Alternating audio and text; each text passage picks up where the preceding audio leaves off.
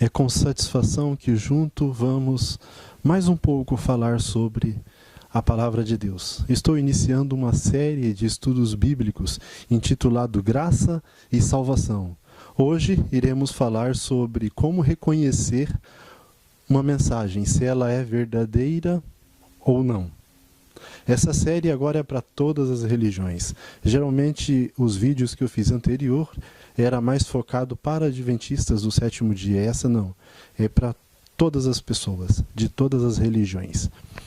E vamos pedir o poder de Deus que possa nos iluminar, porque sem Cristo nada somos, sem o Espírito Santo nós não entendemos corretamente a palavra de Deus. Querido e amorável Pai, pedimos a presença do Teu Santo Espírito em nossos corações e que cada pessoa, ao ouvir essa mensagem, possa entender que ela é sua. Isso lhe pedimos e agradecemos em Teu santo nome. Amém.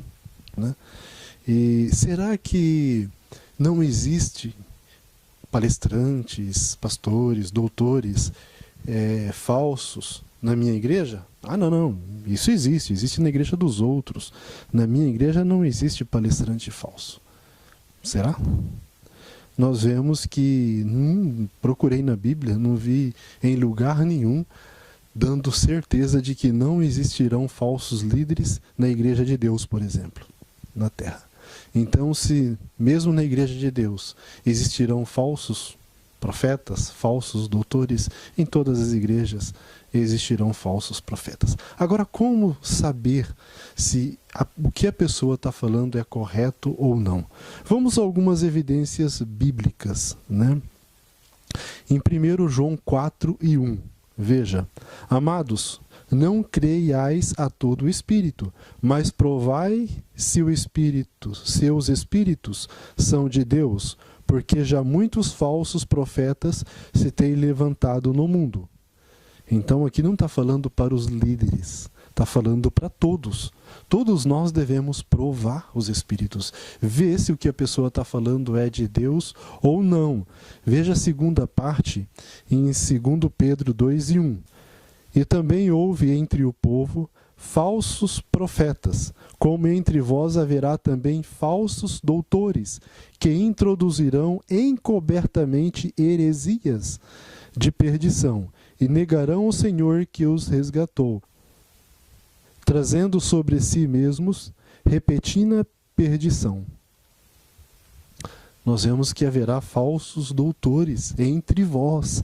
Não é aí fora, é entre vós, é entre nós, não é fora. É muito bom a gente se adeter a esse detalhe, né? Agora, tenho que procurar o líder lá, o pastor, o doutor, né, para ver se o que o fulano falou é verdade ou não. Será que é esse o conselho que nós temos na Bíblia?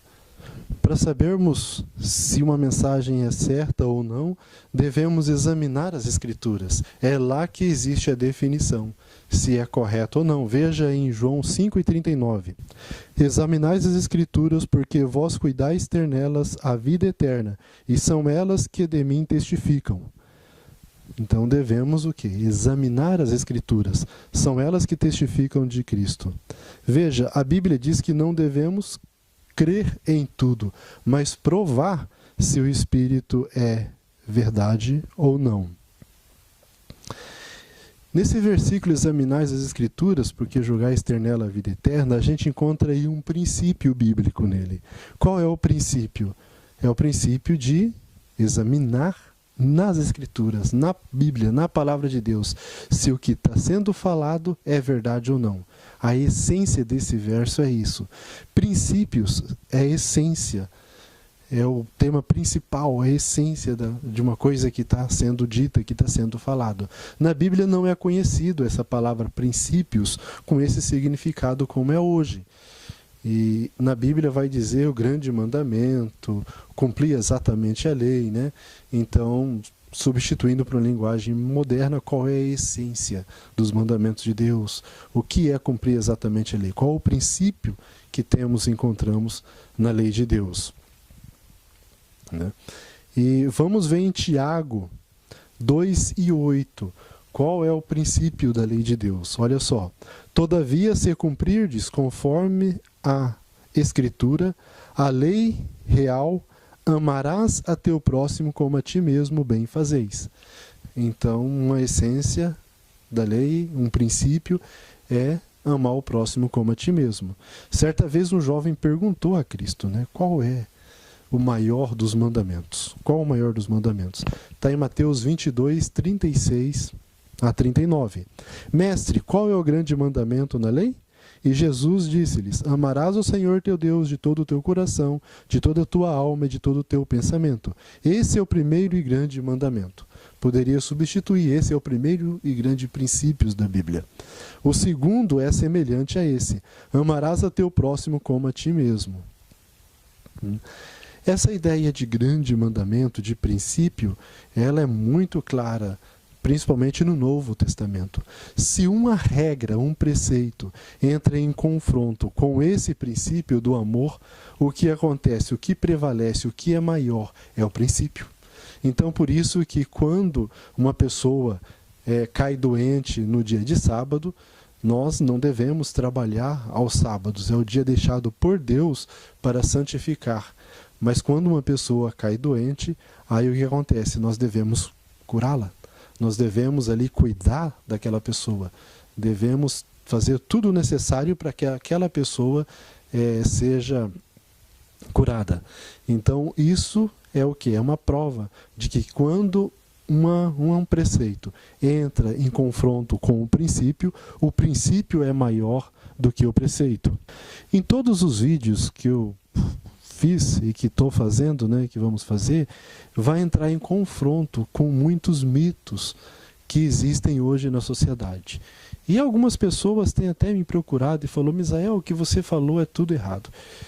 Eu fico até feliz, já que a pessoa está afirmando que o que eu estou falando está errado, então vou aprender, né? Porque eu não quero ficar no erro, assim como você não quer estar errado. Nós queremos o quê? Nós queremos estar do lado de Cristo, do lado correto.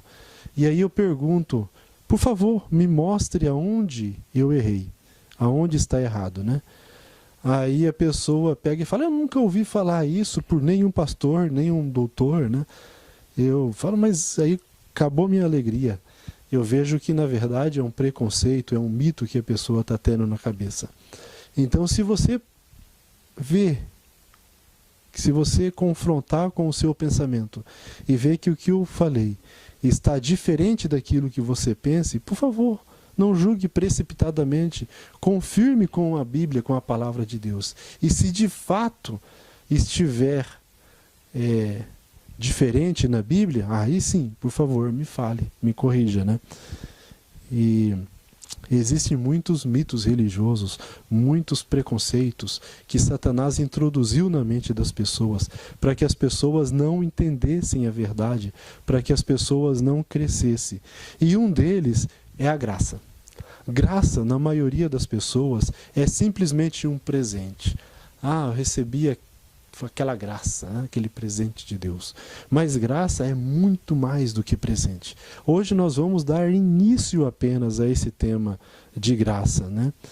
E pense no seguinte, na época de Noé, o que acontece? Os doutores ali, a igreja de Deus, os descendentes de Sete, os pastores da época, né?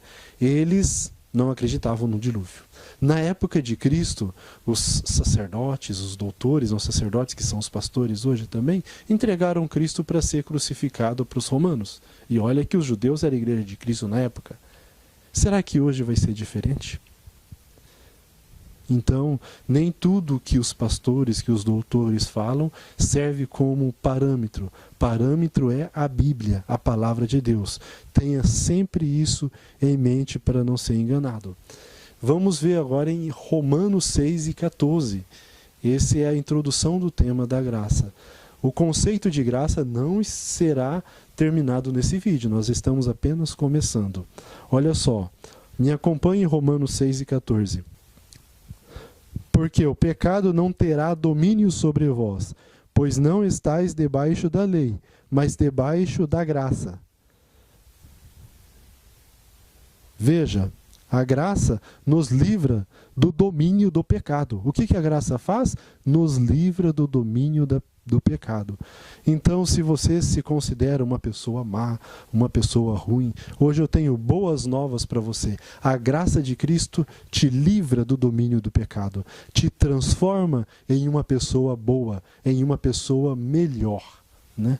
Então, a graça de Deus não é só dar um título para o céu, não. Ela também transforma. Como ela transforma? A gente vai ver nos outros vídeos. Em cada tema, cada estudo desse, eu irei apresentar uma citação de Ellen White. Muitos têm muito preconceito contra Ellen White, têm uma ideia precipitada sobre ela, mas eu não encontrei nada do que ela diz que contradiz a palavra de Deus. Muito pelo contrário, tudo o que ela diz torna a palavra de Deus mais acessível e mais clara para nós hoje do século XXI.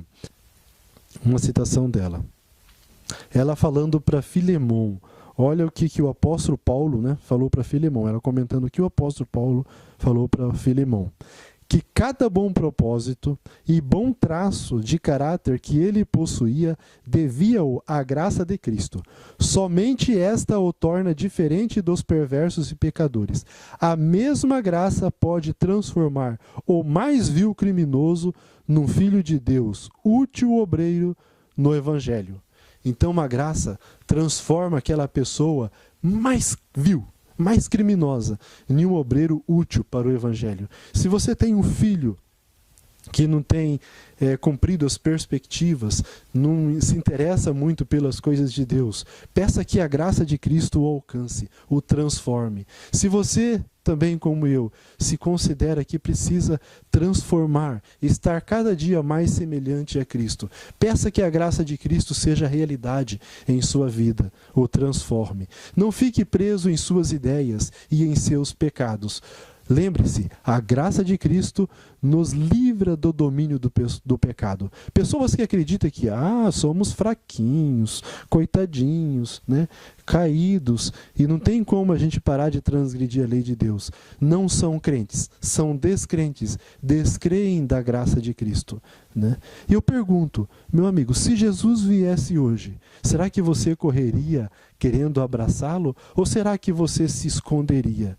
Está preparado para a vinda de Cristo? Lucas 9:23. Se alguém quer vir após mim, negue-se a si mesmo, tome cada dia a sua cruz e siga-me. Negue-se os seus desejos. Se os seus desejos entram em confronto com a lei de Deus, com a palavra de Deus, esses desejos devem ser negados. Né? E colocar a lei de Deus, o amor de Deus em primeiro lugar em sua vida. Negue-se a si mesmo. Deixe que a graça de Deus o transforme. E não use a graça de Deus como um presente que vai levar pessoas que não se submeteram à lei dele ao céu. Não caia nesse engano. Agradeço pela sua presença e até o nosso próximo estudo. São seus afazeres que te esqueces de Jesus, despreza o estudo e oração, ou estarias prontos e repletos de emoção, se tu hoje encontrares com Jesus.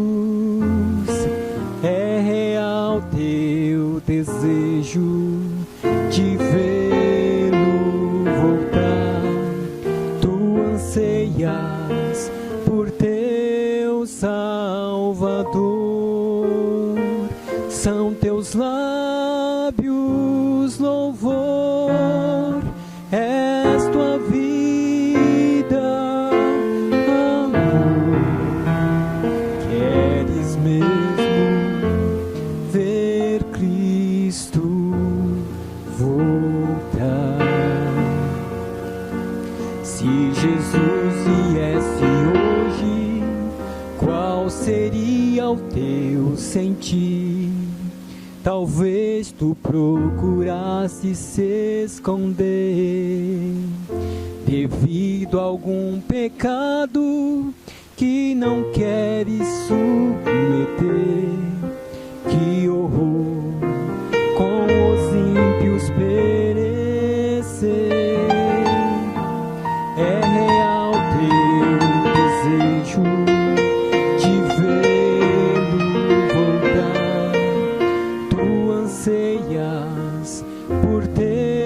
meu Salvador.